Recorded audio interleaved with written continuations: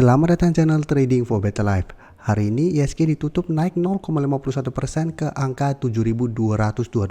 Selain video ini, kami juga mengupload video live pada jam 8 malam nanti akan menganalisa satu emiten yang ada rencana untuk buyback saham dan cara pergerakan saat ini masih bergerak uptrend. Dan di video ini saya coba analisa satu emiten yang laba bersih kuartal satunya meroket 100% lebih dan hari ini harganya juga naik tinggi. Bagaimana potensi saham di kedepannya? Yuk kita coba pelajari analisanya di video ini. Semoga analisa diberikan ini bisa bermanfaat dan membantu teman-teman dalam mengambil keputusan. Untuk teman-teman belum subscribe channel ini, bisa tekan tombol subscribe agar tidak ketinggalan informasi dan analisa saham terbaru akan diupload setiap harinya. Saham pertama yang saya analisa hari ini adalah saham BBYB. Saham BBYB hari ini naik sangat tinggi, hampir 20% ke harga 278. Bisa kita lihat di grafik, secara pergerakan sebelumnya BBYB trennya masih bergerak sangat downtrend. Bisa kita lihat sempat menyentuh harga 220 yang memang sebelumnya sempat menahan penurunan dari saham BBYB dan rebound. Setelah menyentuh 220, BBYB memang sempat rebound, mengetes 300 tapi ternyata gagal break karena 300 merupakan resistance yang kuat plus ada garis EMA 50. Setelah gagal break, BBYB sempat melemah, turun di bawah 250. Tapi bisa kita lihat hari ini sempat naik sangat tinggi, mengetes 280. Dan saat ini memang berada di atas garis EMA 50 di harga 264. Walaupun secara candle garis EMA 50 memang belum terkonfirmasi break. Tapi jika kita perhatikan di broker summary, menariknya kenaikan tinggi ini ada akumulasi besar. Walaupun memang asing terpantau 2 hari terakhir masih distribusi. Dan ternyata di kuartal 1 ini BBYB laba bersihnya naik 120%. Tapi masih defisit 2,3 triliun.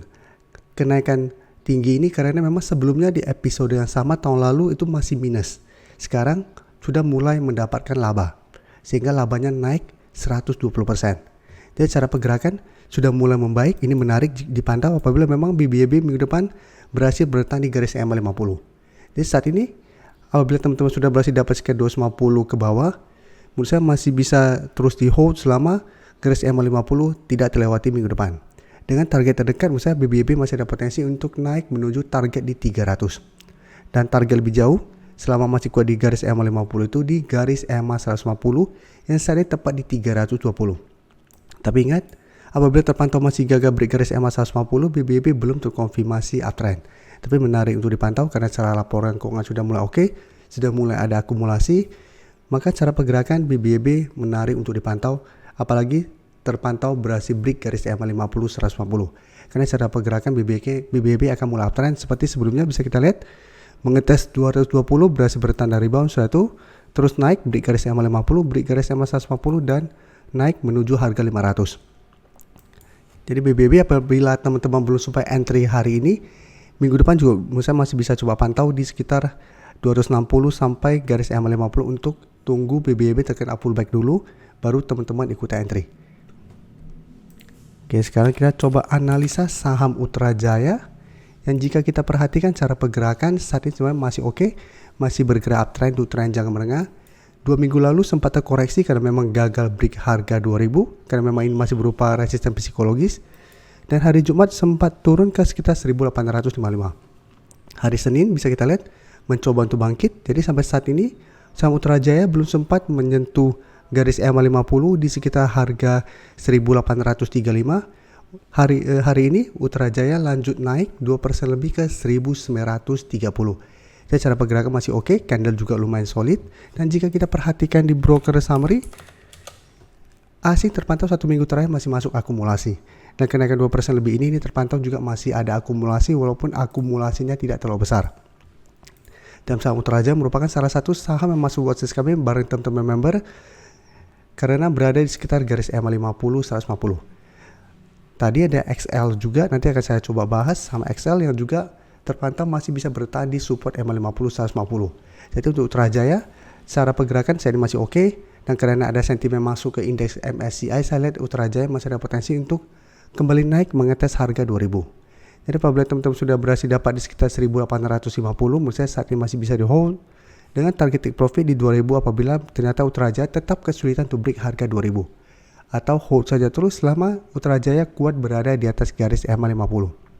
Selama masih kuat di atas garis EMA 50, cara pergerakan masih akan sideways, masih belum ada tanda-tanda patah tren, sehingga kedepannya masih ada potensi untuk melanjutkan kenaikan. Oke, sekarang kita coba bahas XL yang juga masuk watchlist kami barang teman-teman member untuk minggu ini. Bisa kita lihat untuk saham XL hari Jumat kemarin juga sempat hari Jumat sempat mengetes dan rebound dari garis EMA 50. Dan saat ini bisa kita lihat sudah mencapai resistennya 2500, tapi dalam beberapa hari terakhir ini masih gagal melewati 2500. Tapi cara pergerakan XL juga masih oke selama masih kuat berada di atas support EMA 50. Tapi bisa kita perhatikan memang resisten 2500 masih lumayan kuat. Hari ini sempat mengetes masih gagal, hari Senin juga sempat mengetes tapi tetap ini belum berhasil break. Dan jika kita perhatikan di broker summary untuk XL, asing terpantau masih terus masuk akumulasi. Dan di broker summary jika kita lihat ini juga terpantau tidak ada akumulasi maupun distribusi.